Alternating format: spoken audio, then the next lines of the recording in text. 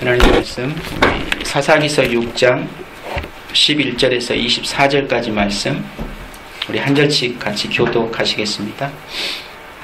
주님의 천사가 아비에셀 사람 요아스의 땅 오브라에 있는 상수리 나무 아래에 와서 앉았다. 그때 요아스의 아들 기드온은 미디안 사람들에게 들키지 않으려고 포도주 틀에서 몰래 밀 이삭을 타작하고 있었다. 주님의 천사가 그에게 나타나서 힘센 장사야, 주님께서 너와 함께 계신다고 말하였다. 그러자 기드온이 그에게 되물었다. 감히 여쭙습니다만 주님께서 우리와 함께 계신다면 어째서 우리가 이 모든 어려움을 겪습니까? 우리 조상이 우리에게 주님께서 놀라운 기적을 일으키시어 우리 백성을 이집트에서 인도해 내셨다고 말하였는데 그 모든 기적이 다 어디에 있단 말입니까? 지금은 주님께서 우리를 버리시기까지 하셔서 우리가 미디안 사람의 손아귀에 넘어가고 말았습니다. 그러자 주님께서 그를 바라보시며 말씀하셨다. 너에게 있는 그 힘을 가지고 가서 이스라엘을 미디안의 손에서 구하여라. 내가 친히 너를 보낸다. 기드온이 주님께 아뢰었다. 감히 여쭙습니다만 내가 어떻게 이스라엘을 구할 수 있습니까? 보시는 바와 같이 나의 가문은 므낫세 지파 가운데서도 가장 약하고 또 나는 아버지 집에서도 가장 어린 사람입니다. 그러나 주님께서는 내가 반드시 너와 함께 있을 것이니 내가 미디안 사람들을 같이 한 사람을 쳐부술 것이다 하고 말씀하셨다. 기드온이 또 주님께 아뢰었다. 참으로 나를 좋게 보아주신다면 지금 나에게 말씀하시는 분이 정말로 주님이시라는 증거를 보여주십시오. 내가 예물을 가져와서 가져다 놓겠으니 내가 돌아올 때까지 떠나지 마십시오. 그러자 주님께서 대답하셨다. 내가 돌아올 때까지 내가 그대로 머물러 있겠다. 기드온은 즉시 가서 염소 새끼 한 마리로 요리를 만들고 밀가루 한 에바로 누룩을 넣지 않은 빵도 만들고 고기는 바구니에 담고 국물은 그릇에 담아 상수리 나무 아래로 가지고 가서 천사에게 주었다. 하나님의 천사가 그에게 말하였다. 그 고기와 누룩 넣지 않은 빵을 가져다가 이 바위 위에 놓고 국물을 그 위에 부어라. 기드온이 그대로 하였더니 주님의 천사가 손에 든 지팡이 끝을 내밀어 고기와 누룩 넣지 않는 빵에 댔다. 그러자 불이 바위 위에서 나와서 고기와 누룩 넣지 않는 빵을 살라버렸다. 그런 다음에 주님의 천사는 그 앞에서 사라져서 보이지 않았다. 기드온은 그가 주님의 천사라는 것을 알고 떨면서 말하였다. 주 하나님, 내가 주님의 천사를 대면하여 배웠습니다. 그러자 주님께서 그에게 말씀하셨다. 안심하여라. 두려워하지 말아라. 너는 죽지 않는다. 기드온은 거기에서 주님께 제단을 쌓아 바치고는 그 제단을 여호와 샬롬이라고 불렀다. 그 제단은 오늘날까지도 아이스 사람의 땅인 오브라에 서 있다. 아멘. 오늘 본문 사사기 6장 11절에서 24절까지 말씀을 가지고 언약의 하나님께서 주시는 평강이라는 제목으로 같이 은혜 나누기를 원합니다. 오늘 본문 속에서 여러분이 너무나 잘 알고 있는 한 단어를 발견할 수 있죠. 그것이 바로 여호와 샬롬이라고 하는 단어입니다. 이 샬롬은 우리가 다 알고 있듯이 평강이라는 말이죠. 그래서 여호와 샬롬 하면 언약의 하나님께서 주시는 평강이다라는 그런 말이 되어지는 것입니다. 그래서 오늘 말씀의 제목을 언약의 하나님께서 주시는 평강이라고 그렇게 한번 정해 보았습니다. 그런데 오늘 본문의 내용을 보셔서 아시겠지만 그 여호와 샬롬이라는 말이 등장하는 배경이 좀 우리가 쉽게 이해하기가 어려운 상황 속에 주어지고 있는 것을 발견할 수 있을 것입니다. 보통 평강하면 아무리 일이 없고 평온한 상태를 떠올리게 되는데 지금 기드온은 여호와의 사자로 말미암아 자신의 연약한 그 정체를 폭로당하고 그 자리에서 죽어야 할 자로 드러나게 된 그 상태에 놓여져 있는 것을 봅니다. 그 상태에서 지금 사실은 기드온이 고백한 게 여호와 샬롬이라고 하는 단어가 등장하고 있는 것입니다. 주님은 평강이시다, 평화이시다 라는 고백이겠죠. 그렇기 때문에 하나님께서 당신의 백성들에게 주시는 그 평강은 이 세상이 정의하고 기대하는 그런 유의 평강이 아니라는 것을 우리가 쉽게 발견할 수 있어야 합니다. 그렇다면 언약의 하나님께서 주시는 평강이 과연 무엇일까라고 하는 거예요. 사실 오늘 내용에 대한 결론부터 여러분들에게 말씀을 드리면, 우리가 이 세상을 살아가면서 더 이상 자신을 신뢰하거나 의지할 수 없어서 하나님께 자신의 존재를 내어 맡기게 되어질 때에, 그때 성도들에게 찾아오는 것이 여호와 샬롬, 언약의 하나님 주시는 평강이다라고 하는 거예요. 근데 대부분의 성도들의 믿음의 고백 속에서 평강은 그 평강을 고백하지 않고 있는 것을 보게 되어집니다. 우리 삶 속에 조그만 위기가 와도 나는 평강하지 못한 자의 삶이라고 스스로 그렇게 속단할 때가 많기 때문입니다. 그런 모든 출렁이는 파도와 같은 그런 험산한, 또 산과 같은 그런 인생의 장애들이 우리 가운데 하나둘씩 떠나가는 걸 보고 그것이 우리에게 허락한 하나님의 평강이라고 착각을 합니다. 그런데 진짜 평강은 그렇게 주어지는 평강이 아니라, 여전히 그렇게 위기 가운데 놓여져 있는 현실이지만 그 속에서 우리 주 예수 그리스도로 말미암아 고백할 수 있는 것이 평강이라고 하는 거예요. 그것이 여호와 샬롬입니다. 오늘 기도원이 여전히 그 평강을 고백하고 있기 때문에, 그것이 구약의 말씀이든 신약의 말씀이든 평강은 그렇게 예이레네라고 하는 그 단어는 우리에게 그렇게 주어지고 있는 거예요. 우리가 생각하는 것처럼 모든 것들이 다 내가 원하는 뜻대로 다 잔잔하게 되어졌을 때 주어지는 평강이 아닌 겁니다. 오늘 성도의 믿음의 평강이라고 하는 사실을 다시 한번 우리가 생각해 보시고, 오늘 이 평강이 과연 나에게도 그렇게 내 입술을 통해서 고백되어지고 있는가를 한번 찾아보아야 합니다. 사실 언약의 하나님이 주시는 평강이 가장 잘 나타나 보여지고 있는 것이 어디에서입니까? 예수님께서 십자가를 지시는 그 와중에 전적으로 하나님 아버지의 일하심을 신뢰하고 있는 그 주님의 모습이라고 볼 수가 있습니다. 사실 십자가의 고난 가운데 달려 계셨던 그 주님이 참 평안을 가질 수 있었던 것은, 예수님께서는 십자가의 구속의 사건이 이미 그 창세 전에 영혼 속에서 완료해 놓으신 아버지 하나님의 일, 창세전 언약에 관한 것임을 분명히 깨달아 알고 있었기 때문에 그 십자가의 고난 가운데 놓여져 있는 그 순간에도 여전히 주님은 가장 큰 참 평강의 기쁨을 누리고 있다라고 볼 수가 있다라는 것입니다. 그래서 주님은 그 상황 속에서도 평강을 가질 수 있었던 것이고, 그 속에서도 참 안식을 누리고 있는 주님의 모습을 발견할 수가 있는 것입니다. 그러면 주님은 그럴 수 있다던 치고, 그러면 이 땅에 살아가는 인생이 과연 그 평강을 누릴 수 있습니까? 라고 묻는다면 있지요. 누가 있습니까? 스데반 집사가 돌에 맞아 죽을 때에 그는 참 평강의 은혜의 기쁨 속에 자신의 죽음을 가장 기쁨으로 받아들이고 있는 것을 발견할 수 있기 때문인 것입니다. 여호와 샬롬이라고 하는 평강은 그 속에서 우리가 경험하는 하나님이 내게 주시는 참 평강인 거예요. 그 믿음을 고백할 수 있는 성도의 삶이 진짜 안식이 뭔지를 깨달아 알고 살아가는 성도의 삶이다 라고 하는 사실을 우리가 믿음의 깊이를 가지고 생각해 보면 그렇게 이해해 볼 수 있다라는 얘기입니다. 그럼에도 불구하고 세상에 드러나 보여진 그 예수님의 모습은 가장 불편해 보였고, 가장 불쌍해 보였으며 가장 나약하게 보였습니다.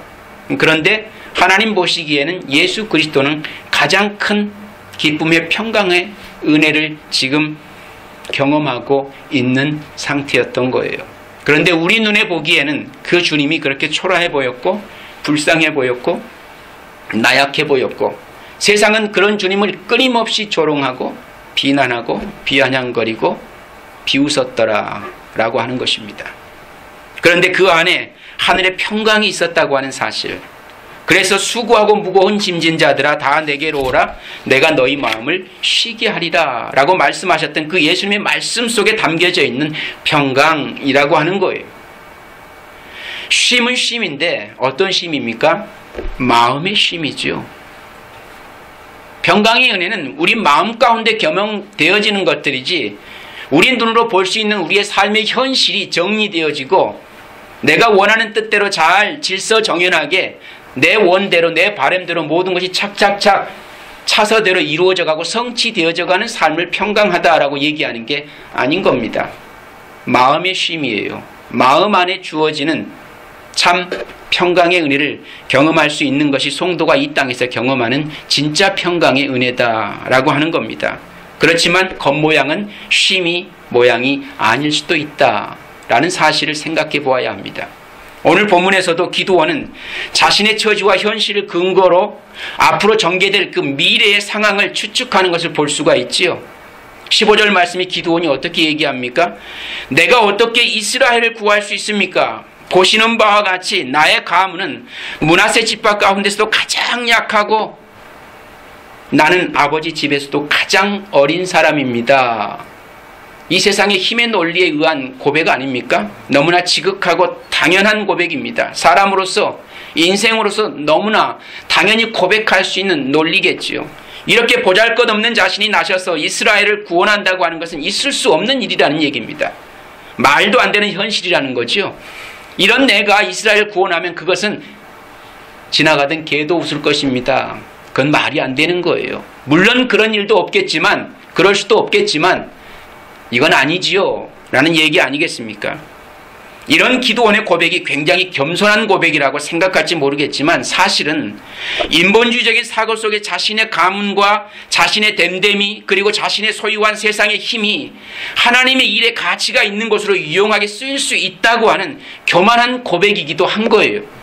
난 그것들이 없어서 하나님 앞에 떳떳이 이스라엘을 구원하는 구원자로 나설 수 없다라는 고백과도 같은 겁니다. 오늘 우리가 하나님 앞에 그렇게 나아갈 때가 얼마나 많은지 몰라요.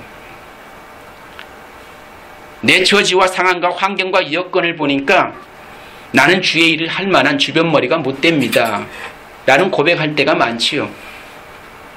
그러면 세상도 알아주는 그런 훌륭한 인격과 세상도 인정해주는 그런 부유한 재산과 세상 앞에서도 당당히 나의 존재의 가치를 인정받을 수 있는 훌륭한 학식이 내게 다 갖추어졌으면 그때는 비로소 주의 일을 할 수 있는 자격이 있는 자가 되는가? 이것도 한번 생각해 보셔야 합니다.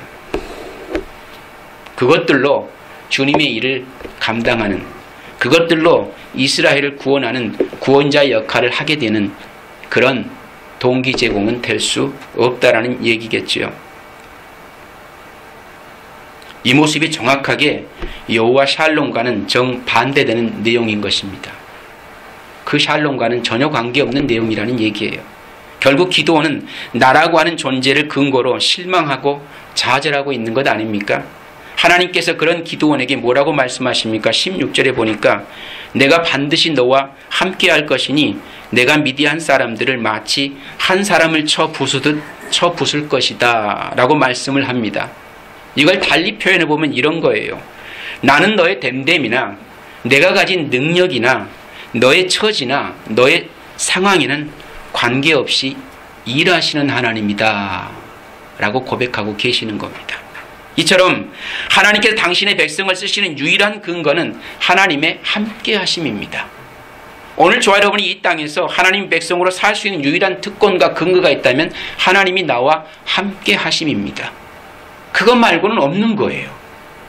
다른 부분을 굳이 하나님 일을 할 수 있는 동기와 원인 제공이 되어지고 있다고 하면 그것을 한번 내어놔 보세요. 과연 그것이 진짜로 하나님을 만족스럽게 할 만치 훌륭한 하나님 일을 해낼 수 있는 그런 내용이 될 수 있는지를 한번 생각해 보라는 얘기입니다.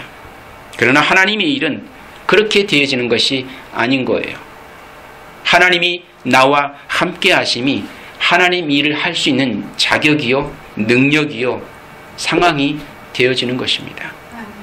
그렇게 하나님이 함께 해주시는 사람이 하나님 앞에 용서가 되는 것이고 그 용사에게 평강이 나타나게 되는 것이다 라는 것을 우리가 분명히 기억할 수 있어야 할 것입니다. 결국은 하나님이 다 싸워주신다라는 거예요. 하나님이 다 싸워주신다. 그게 완료된 현실을 믿음으로 바라보는 자들의 평강의 은혜의 모습인 것입니다. 오늘 우리가 이 평강을 고백하고 있는가?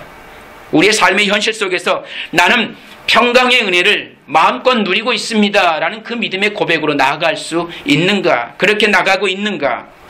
오늘 저와 여러분도 이 평강으로 살아가고 있는가? 그래서 하나님은 당신이 사랑하시는 자들에게 뭘 주십니까? 잠을 주신다라고 말씀을 하시지요. 그 평강을 아는 자들은 그 하나님이 주신 잠이 무엇인지를 아는 자들인 것입니다. 근데 그 평강을 모르는 이들은 그 하나님이 주시는 잠을 취할 수가 없게 되어져 있어요. 한번 생각해 보기 바랍니다. 이 세상에서 자기 힘으로 자기가 원하는 것을 성취하고 완성하려는 그런 이들에게 있어서 잠을 제대로 자본 적이 있겠습니까? 정말 편안한 잠을 마음 놓고 자볼 수 있겠는가라고 하는 거예요. 아마 그것이 이루어지기 전까지는 아마 제대로 잠을 잘 수가 없습니다. 편안한 잠을 절대 잘 수 없어요. 우리 하은이를 보니까 그걸 금방 알 수 있겠더라고요. 너무 안 됐고 너무나 불쌍합니다. 어떤 때는. 잠을 제대로 자본 적이 없어요. 지금. 하이스쿨 올라와서 지금부터 하나님의 평강이라고 하는 것은 그 하나님과 함께 동행하는 삶의 현실 속에서만 참 쉼을, 참 안식을, 참 평강을 경험하게 되는 거예요. 그렇지 않고는 절대 누릴 수 없는 겁니다. 그렇지만 하나님이 함께 하시는 자들은 잠을 잘 수가 있어요. 다 내려놓고 그 하나님이 하실 것을 믿고 신뢰하기 때문에 잠을 취할 수 있는 겁니다. 믿음의 신뢰가 아닌 속에서도 그런 잠은 잘 수 있는데, 그러나 오늘 성도들의 삶은 오늘 하나님께서 우리에게 예수 그리스도를 통해서 말씀하고 있는 것은 바로 그 잠, 하나님이 사랑하시는 자에게 잠을 주신다라고 하는 그 메시지에 올리는 그런 내용이라는 얘기입니다.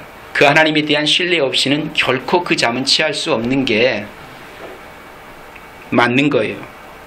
그렇지만 하나님이 함께 하시는 자들은 잠을 잘 수가 있습니다. 하나님이 이루어 주실 것을 확신할 수가 있기 때문이다 라고 하는 것이겠죠. 이렇게 말씀해 주시는데도 기드온은 하나님께 증거를 보여달라고 재차 요구합니다. 이 스토리를 한번 쭉 이렇게 내려가 보세요. 그러면 그 속에서 속속들이 저와 여러분들의 모습이 발견되어집니다. 기드온만 그런 게 아니고 우리가 지금 그러고 있다라는 현실을 보여주고 있는 거예요. 사실은. 여기서 우리는 중요한 사실 하나를 발견하지요. 하나님은 눈에 보이는 가시적인 것으로 당신의 백성들을 설득시키지 않는다라는 사실입니다. 아마 이 사실을 이 말씀 속에서 발견하게 되어지면 우리의 믿음에 많은 여러 가지 혼란이 일어날 수도 있을 거예요. 그런데 오늘 본문은 적어도 그렇게 말씀하고 계십니다. 결코 눈에 보이는 가시적인 것으로 기드온을 설득하지 않고 있습니다. 사실 기드온 앞에 나타난 여호와의 사자는 금빛 찬란한 옷을 입고 위엄 있게 보여지는 모습으로 나타나지고 있는 것이 아닙니다. 누가 봐도 믿음과 신뢰가 가지 않는 초라한 모습으로 나타나가지고 여호와가 보낸 사자라고 지금 기드온 앞에서 그렇게 얘기하고 있는 거예요. 전혀 믿음과 신뢰가 안 가는 대상입니다. 네가 여호와의 사자면 나는 그 사자의 할아버지다라고 생각할 정도로 믿음이 안 가는 대상입니다. 지금 현실적으로요. 지금 그 상황 속에 직면하고 있고 그 상황 속에서 그 여호와 사자와 지금 기드온이 대면하고 있는 거예요. 그러니까 기드온이 당신이 주님이라는 증거를 보이라고 했던 것도 다 그런 이유 때문에 그러는 거예요. 진짜 당신이 하나님의 사자면 당신이 하나님이라는 걸 좀 나한테 보여줘봐 이 얘기예요. 내가 그러면 한번 생각해보지 이 얘기입니다. 믿음 좋은 고백입니까? 불신앙의 고백이죠. 이것이 믿음 없는 죄인들의 현 주소인 거예요. 우리는 시시각각으로 우리의 이성으로 이해가 안 되고 납득이 안 되어지면 끊임없이 진짜 하나님 살아계세요? 좀 보여주세요 라고 요구하는 것이 우리의 믿음의 현 주소 아닙니까? 어떻게 보면 기드온의 모습이 오늘 우리들의 모습인지도 몰라요. 오직 눈에 보이는 것만으로 모든 것을 판단하고 결정했던 그 바리새인들이 예수님을 하나님이 보내신 분으로 인정하지 않는 것과 너무나도 똑같은 상황 아닙니까? 인정 못하는 것입니다. 자신들의 이성으로 용납이 안 되는 것에 대해서는 결코 수용할 수 없는 상태, 그게 죄인들의 상태예요. 또 우리가 믿음이라는 가치를 그렇게 바라보고 있을 때가 너무나 많고요. 그것이 죄인들의 속성이기 때문에 그렇습니다. 눈으로 보지 않고 믿지 못하는 그 불신앙의 모습인 거예요. 불신앙이라고 하는 것은 믿음이 없다라는 겁니다. 믿음이 있는데 안 믿는 걸 불신앙이라고 하는 게 아니고 믿음이 아예 없는 걸 불신앙이라 그러는 거예요. 그래서 아니 불자, 그래서 불신앙 아닙니까? 신앙이 없는 자, 아예 믿음이 없는 겁니다. 그걸 불신앙이라 그래요. 오늘 기도원도 여전히 그 믿음이 없는 겁니다. 눈으로 보지 않고 믿지 못하는 그 불신앙의 모습, 그래서 불신앙입니다. 지금 기도원은 여호와의 사자 앞에서 철저하게 죄인으로 폭로되어지고 있지요. 자신의 정체가 드러나고 있는 거 아닙니까? 지금 그가 무엇을 의지하고 있는지를 적나라하게 보여주고 있는 겁니다. 오늘 우리가 우리의 믿음을 가지고 살아간다고 하는 성도들의 삶이 이 세상 속에서 무엇을 의지하고 살아가는지를 보여주고 있는 거예요. 그것이 깨어지고 부서지고 내 안에서 사라지지 아니하면 여전히 우리는 그 불신앙의 자리에서 끊임없이 하나님을 내가 원하는 모습으로 섬기고 싶은 의지가 강렬하게 고백되어지는 겁니다. 그걸 믿음 없음이라고 하는 거예요. 그러한 죄인들에게는 눈으로 보여지는 것으로 일하지 않으신 하나님의 그 평강이 반대로 드러나 보여지는 거겠지요. 그래서 기도원이 여호와의 사자에게 뭐라고 합니까? 18절에 보면 이제는 내가 예물을 꺼내와서 가져다가 놓을 테니까 내가 돌아올 때까지 절대 떠나지 말라고 얘기합니다. 좋은 믿음입니까? 아마 이걸 좋은 믿음으로 그렇게 잘못 곡해해서 전달되다 보니까 이것이 좋은 믿음인 줄 압니다. 그렇게 예물을 갖고 오면 그 천사가 떠나지 않고 자기 소원을 들어주는 그런 정도 수준으로 우리의 믿음을 생각하기 때문인 거겠죠. 그래서 하나님 앞에 좋은 걸 갖다 드려야 하나님이 우리의 소원도 들어주신다라고 그렇게 잘못된 신앙을 갖게 되는 것입니다. 이건 믿음 아니에요.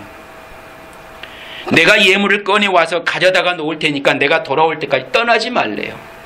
그러자 사자가 대답하지요. 내가 돌아올 때까지 내가 그대로 머물겠다.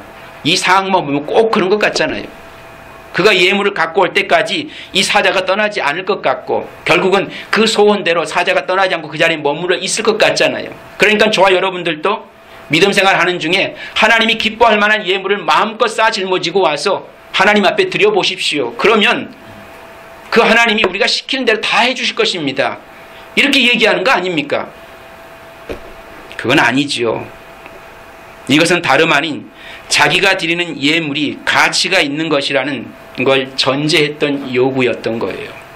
내가 가지고 오는 그 예물을 보시고 나면 자기에게 여호와의 능력이 덧입혀질 것 같은, 그래서 그 힘으로 내가 뭔가를 할 수 있을 것 같은 그 마음의 기대를 가지고 지금 요구했던 전제인 것입니다. 그리고 자기가 드러나는 가치 있는 예물이 여호와를 붙들 수 있다라고 신뢰하고 있는 믿음인 거예요.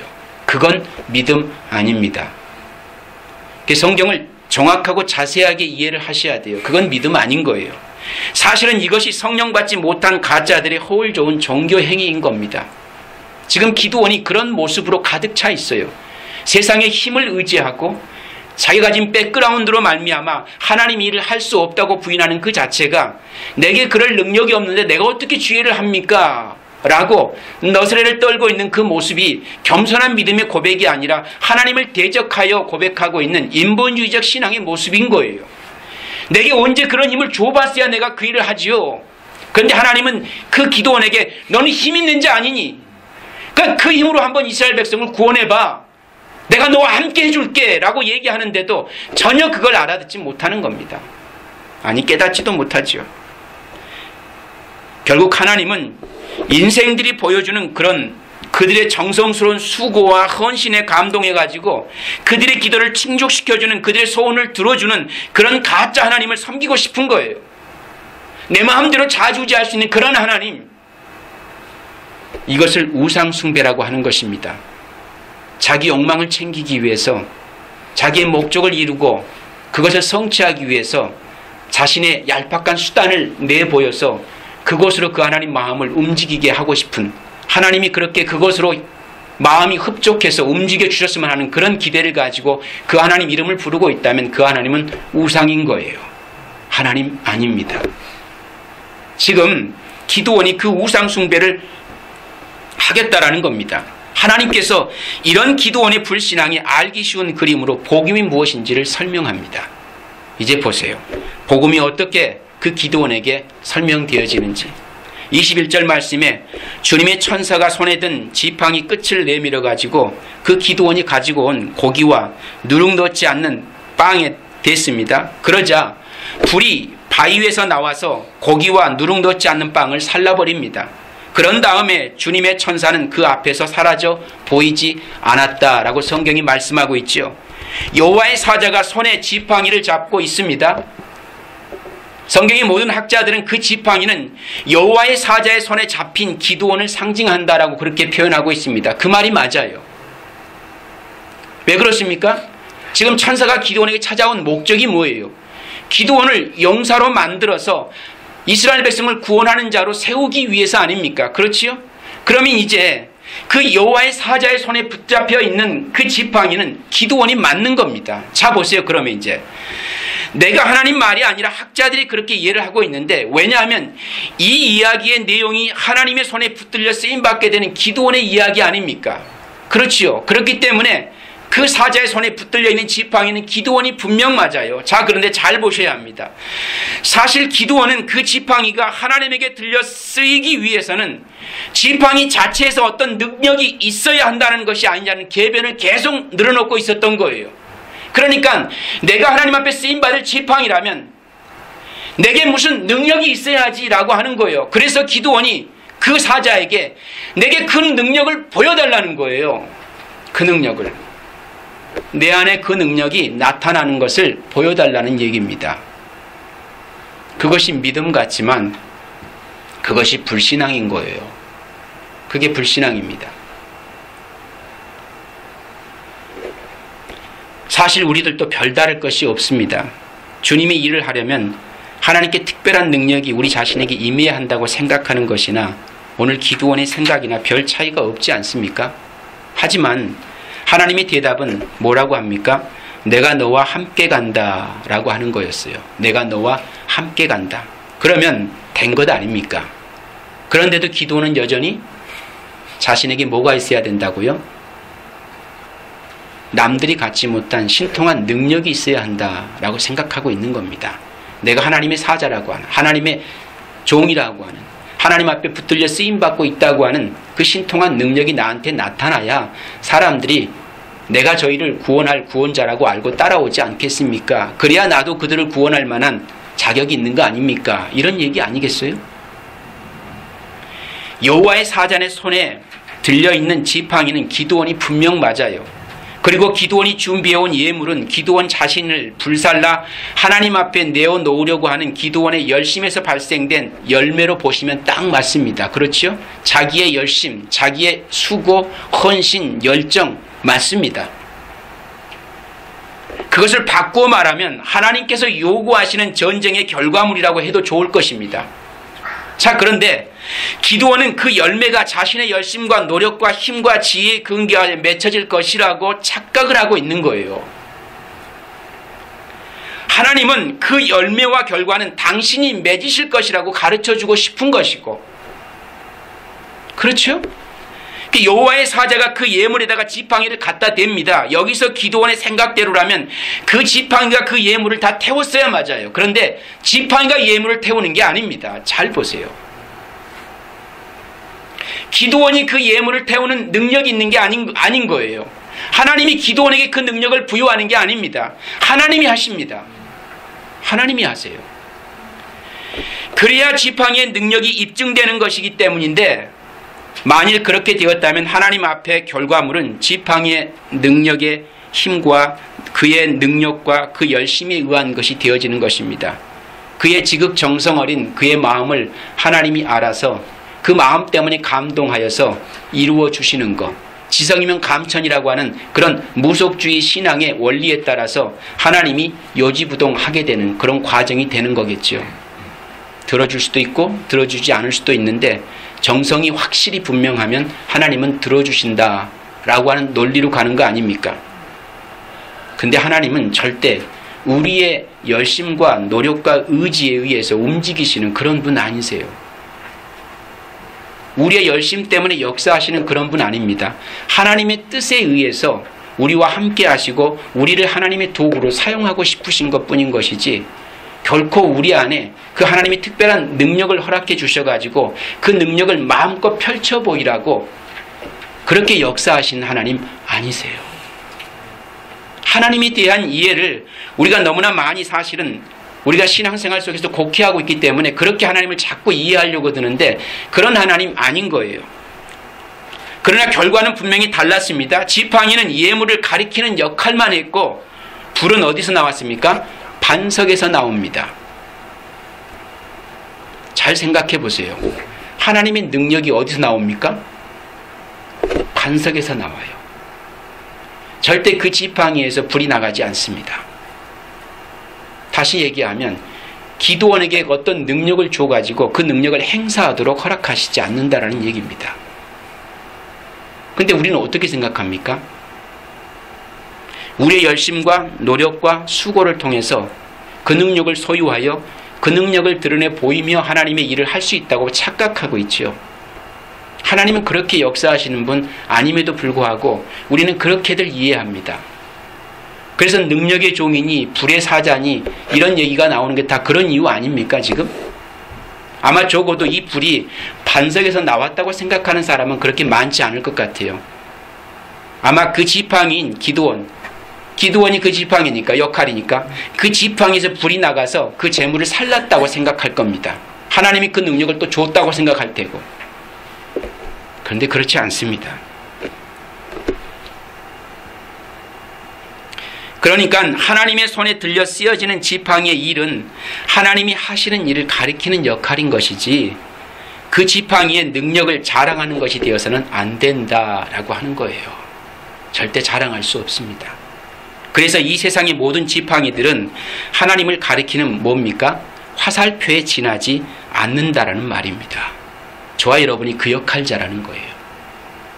성도는 하나님 앞에 하나님의 일을 가리키는 화살표 역할자로 살아가는 것이지 결코 우리가 능력자가 되어서 그 능력을 세상 앞에 보여주는 존재로 드러나 보이는 게 아닌 거예요. 그런데 그 화살표가 무슨 힘과 자격이 있어서 하나님부터 쓰임을 받게 되는 것이라는 오늘날에 너무나도 편만하게 퍼져 있는 그런 모습이 참 안타깝습니다. 그렇게 하나님의 일은 우리가 지팡이가 되어 예수님이 하시는 일을 믿는 것이고 우리의 삶으로 그것을 가리키는 것이지 우리가 불을 뿜어 결과물을 만들어내는 것이 아닌 거예요. 결과물은 하나님의 주권에 의해서 만들어질 것입니다. 다만 우리는 그것을 향하여 가리키는 자의 역할을 감당하는 거예요. 그게 사명입니다. 똑같은 원리 아닙니까? 선교지에서 선교하는 선교사의 사명은 그들에게 구원이 무엇인지 복음이 무엇인지 그들에게 그걸 알려줄 뿐인 거고 그것을 추수한 이는 성령이신 거예요. 선교사가 영혼을 구원해내는 게 아니라는 얘기예요.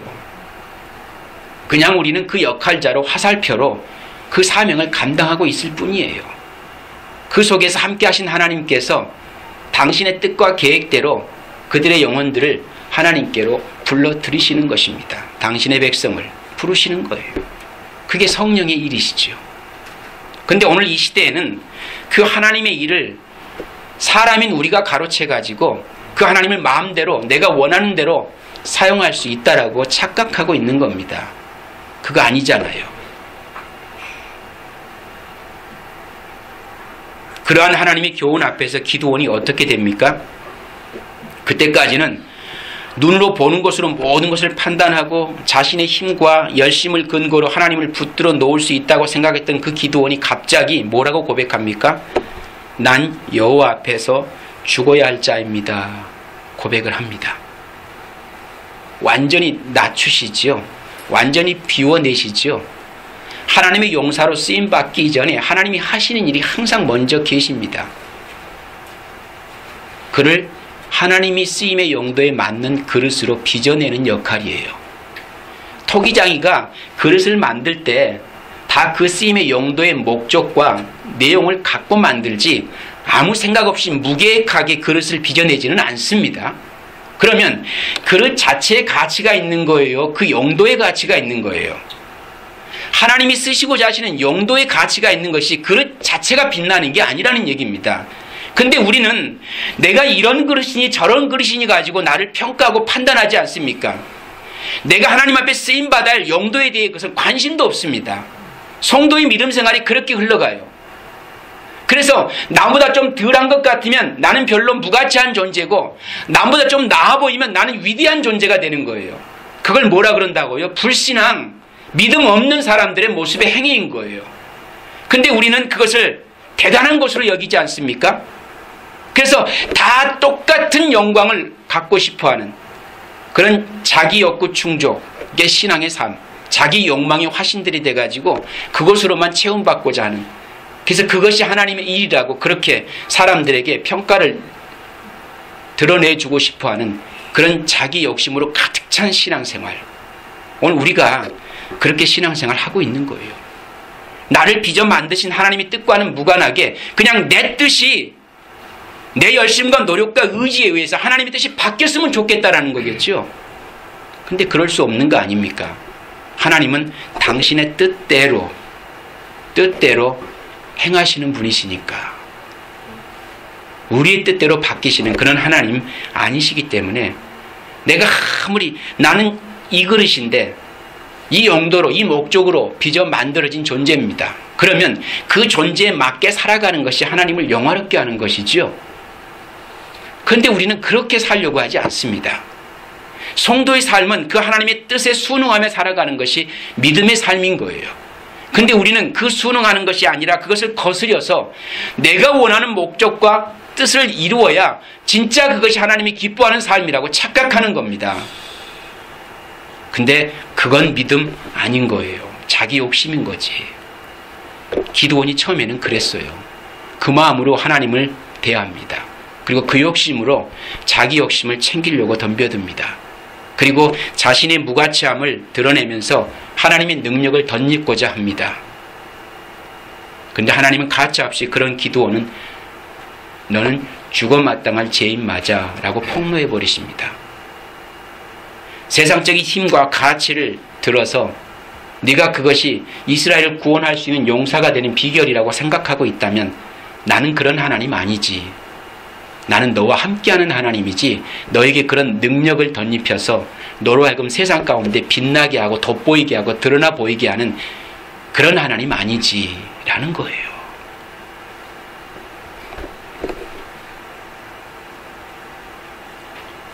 그 여호와의 사자가 하나님이 보낸 사자라는 사실을 깨달아 알게 되었을 때에 비로소 그가 고백합니다. 난 여호와 앞에서 죽어야 할 자입니다 라는 고백을 합니다.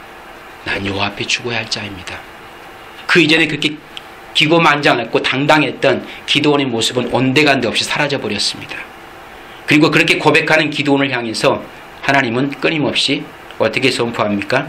두려워 말라, 넌 죽지 않는다 라고 선언해 주십니다. 22절 23절 말씀에 기드온은 그가 주님의 천사라는 것을 알고 떨면서 말하였다. 주님의 천사를 직면하게 되면 죽어요. 죄인은 죽게 되어 있습니다. 주 하나님, 내가 주님의 천사를 대면에 배웠습니다. 나 죽어 마땅한 게 맞네요 라는 고백인 거예요. 그러자 주님께서 그에게 말씀하십니다. 안심하여라, 두려워하지 말아라, 너는 죽지 않는다. 기드온이 자기가 죽어야 할 자임을 깨달아 알게 되었을 때 기드온이 산다라는 거예요. 근데 그걸 몰랐던 기드온은 죽어 마땅한 거고요. 믿음은 그 원리를 우리에게 가르쳐 줍니다. 우리가 우리의 죄로 죽어야 할 자인 것을 깨달아 알게 되어지면 복음이 우리를 구원하는 거예요. 그런데 그 사실을 알지 못하면 우리는 그 복음이 우리를 심판하는 겁니다. 그래, 넌 그 죄로 죽어야지 라고 선포해 버리세요. 그런데 내가 그 복음이 왔을 때에 나 죄 때문에 죽어야 되는 건 맞네라고 고백하게 되어지면, 그래서 내가 하나님의 은혜로 사는 거야 라고 구원을 선포해 주십니다. 그게 복음의 역할이에요. 기드온이 자기 자신을 불살라 하나님의 지팡이가 될 수 있다라는 그 기드온의 인본주의적 사고가 무너지자 기드온은 비로소 하나님 앞에서 자신의 무력한 죽어 마땅할 자임을 깨달아 알게 되었던 것입니다. 그렇게 난 죽어 마땅하다라고 고백하는 기드온을 향해서 하나님은 여전히 변함없이 당신의 뜻과 목적대로 두려워 말라, 내가 내 은혜를 너에게 덮고 있으니 너는 죽지 않을 것이다 라고 그렇게 선포해 주십니다. 하나님의 은혜와 긍휼의 선언이 떨어지는 것을 뭐라 그럽니까? 여호와 샬롬이라고 하는 거예요. 오늘 저와 삶의 현실 속에서 그 여호와의 샬롬은 끊임없이 경험되어지고 있다고 보아집니다.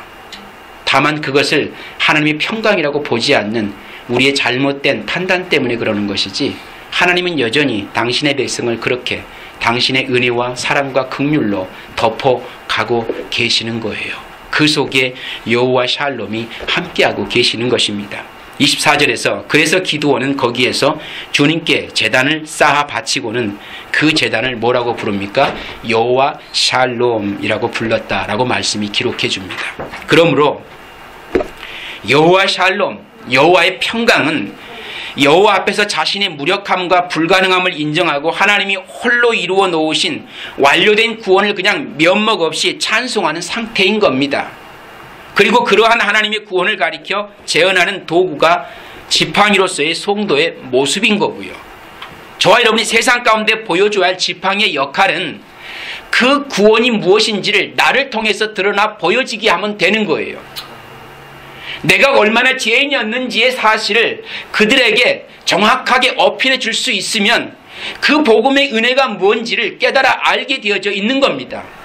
그런데 그것은 감추고 자꾸만 자기 의만을 드러내려고 하니까 그들 안에 복음이 그들을 하나님께로 인도해내지 못하는 거예요. 가서 전도하라 그러면 자기 자랑만 하지 않습니까? 내 자랑, 내가 말하고 싶은 거, 그리고 내가 나를 보기에도 흡족한 것들, 그런 것들만 끄집어내어서 자꾸 드러내면서 이렇게 좋으신 하나님이야 라고 하면서 그 복음 전하잖아요. 그 복음에는 세상은 콧방귀도 안 낍니다. 야, 그것 가지고 난 이 땅에 살면서 이렇게 많은 걸 누리고 있는데 그걸로 복음이 비교가 되겠습니까? 내가 가진 그 조그만 자랑거리가 그들을 감동시키겠냐라는 거예요. 천만에요. 그 복음은 먹히지 않습니다. 그냥 자기 자랑으로 끝나는 거예요. 복음은 내가 얼마나 하나님 앞에 죄인이었는지를 속속들이 드러내는 거예요. 그럼에도 불구하고 하나님의 긍휼과 사랑이 나를 이렇게 용서하셨다고 하는 그 고백을 해야 맞는 거죠. 그 속에 눈물이 있는 거고, 그 속에 기쁨이 있는 거고, 그 속에 사랑이 있는 거 아닙니까? 근데 나를 드러내서 어떻게 그 눈물, 그 기쁨, 그 사랑을 표현합니까? 그건 안 되는 거죠. 오늘 우리가 이 땅에 살아가면서 성도로 사는 동안 우리는 그 지팡이 역할을 하는 거라니까요. 지팡이가 어떤 능력 받아가지고 불을 내뿜는 역할을 하려고 하지 마시라는 거예요. 그건 목회자나 성도나 똑같습니다.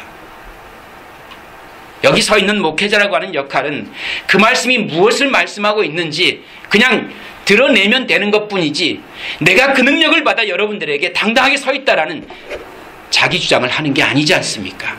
그렇죠? 하나님께서는 이 시대의 성도들인 지팡이들에게 하나님께로부터 어떤 특별한 능력을 덧입어서 스스로 불을 뿜어대는 그런 성도의 헌신을 요구하고 계신 것이 아니라 하나님이 결과물로 이루어 놓으신 그 구원을 세상 사람들이 알도록 드러내는 화살표 역할자로 살아가기를 원하고 계십니다. 그걸 쓰임받는다 그래요. 하나님 앞에 들어 쓰임받는다. 그 화살표 역할을 성실히 잘 감당해내는 자로. 그렇게 이 세상에서 하나님이 하신 일을 가리키는 화살표로 살아가는 성도들의 입술에서는 이사야 선지자와 같이 이런 고백이 나옵니다. 나의 입술은 부정한 자입니다. 나는 이 세상에서 가장 부정한 문둥병 환자입니다. 이 고백하게 되어 있어요. 바울의 고백처럼 내가 죄인 중에 괴수입니다. 하나님의 능력의 손에 붙잡힌 받아 쓰임받는 이들에게 있어서의 고백은 그 고백 나오게 돼 있다는 거예요. 그때 하나님의 사자가 그의 입술을 스스로 찢어서 정하게 만들어 주었던 것을 우리는 분명히 기억해야 할 것입니다. 베드로는 또 어땠습니까? 주여 나는 죄인입니다. 나를 떠나소서. 그 말은 나는 아무짝에도 쓸모없는 사람입니다. 라고 고백을 했던 것을 봅니다. 그렇게 성도의 삶이 갖는 지향성은 나는 하나님 앞에 티끌 맞습니다. 죽은 흙 맞아요. 이 고백이 나와야 맞는 겁니다. 이 방향으로 사라지게 되어 있다라는 거예요.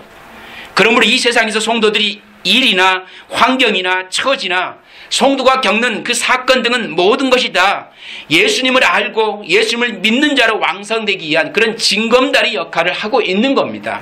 그런데 그러한 신앙의 여정에서 성도들에게 능력이 웬 말이고 성도의 헌신이 웬 말입니까? 그런 것들을 많이 쏟아내면 하나님이 남보다 나를 더 사랑해 주십니까?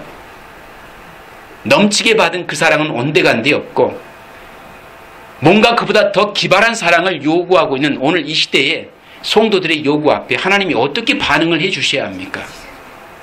오늘 우리의 삶 속에서도 여전히 내가 받은 그 사랑을 까마득히 잊어버린 채 또 다른 뭔가 특별한 사랑을 여전히 요구하고 있다면 하나님은 어떻게 여러분 가운데 응답을 해 주셔야 합니까? 고린도전서 1장 27절 31절 말씀을 오늘 결론으로 정리하여 드리겠습니다. 바울은 이렇게 말씀하고 있습니다. 하나님께서는 지혜 있는 자들을 부끄럽게 하시려고 세상의 어리석은 것들을 택하셨으며 강한 것들을 부끄럽게 하시려고 세상의 약한 것들을 택하셨습니다. 하나님께서는 세상에서 비천한 것들과 멸시받는 것들을 택하셨으니 곧 잘났다고 하는 것들을 없애시려고 아무것도 아닌 것들을 택하셨습니다. 이리하여 아무도 하나님 앞에서는 자랑하지 못하게 하시려는 것입니다. 그러나 여러분, 하나님의 자녀로 그리스도 예수 안에 있습니다. 그는 우리에게 하나님으로부터 오는 지혜가 되시며 의가 되시고 거룩함이 되시고 구원이 되셨습니다. 그것은 성경에 기록되어 있는 바 누구든지 자랑하려거든 주님을 자랑하라 한 대로 되게 하시려는 것입니다. 오늘 이 고백이 저와 여러분의 고백이 되어야 맞지 않겠습니까? 말씀은 정확하게 우리가 어떻게 이 세상에서 하나님의 손에 붙잡힌 바 되어진 지팡이로 살아가야 되는지를 우리에게 말씀해 주고 있고 그것을 가이드하고 있습니다. 그럼에도 불구하고 우리는 기드온처럼 어리석게도 내가 그 지팡이 역할을 감당하기 위해서는 그 지팡이인 내에게서 여호와의 불이 나가야 되지 않겠어요? 라고 요구하고 있는 겁니다. 그런데 그 불은 불행하게도 그 지팡이에서 나가지 않고 반석에서 그 불이 나와 그 재물을 사르는 것을 볼 수 있게 되어집니다. 우리의 정성, 우리의 수고, 우리의 열심은 누구에게 먹혀버리는 거예요? 예수 그리스도에게 먹혀버리는 거예요. 그것으로 견질 수 있는 구원의 선물이 아닙니다. 오늘 우리의 구원은 그렇게 하나님 앞에서 염치 없이 받아 누려진 하나님의 은혜가 맞습니다. 그리고 그 은혜로 살아가는 저와 여러분들은 그 지팡이 역할, 화살표 역할을 잘 감당해내면 됩니다. 누구를요? 나와 연합되어 함께하고 계시는 우리 주 예수 그리스도를 이 세상에 보란듯이 드러내는 자로 살아가면 되는 거예요. 그 속에 나는 죽고 없는 겁니다. 나는 죽고 없는 겁니다. 그게 성도가 살아가는 삶인 것이고 기드온이 용사로 하나님 앞에 나아가는 모습입니다. 그 기드온을 하나님이 들어 사용하셔서 어떻게 하십니까? 이제는 진짜 화살표로 들어 사용하십니다. 누가 보아도 불가능한 전쟁을 하게 하세요. 누가 보아도 허망하기 짝이 없는 전쟁을 하게 하십니다. 이김의 목적이 있는 것 같지요? 천만에요. 이제는 그 용사로 하나님 앞에 나아가는 이들이 300명의 소수의 정예 부대가 되어서 어떻게 해요? 항아리 속에 들어가 항아리라는 존재의 모습으로 그 항아리를 깨치고 나올 때 하나님이 승리의 기쁨을 우리 가운데 안겨주시는 그런 놀라운 승리를 안겨주시는 현장으로 우리를 이끌어 가십니다. 믿음의 현장은 그렇게 우리를 그 항아리가 되어 깨어지길 원하십니다. 그래야 그 속에 주님 주시는 기쁨의 승리가 함께하죠. 그 속에 여호와의 샬롬이 우리에게 함께하셔서 우리의 삶의 환경과 정황과 여건에 관계없이 평화로다라는 고백이 오늘 저와 여러분의 믿음의 고백이 될 수 있는 겁니다. 이것이 언약의 하나님이 우리 가운데 주시는 평강인 겁니다. 기도하겠습니다.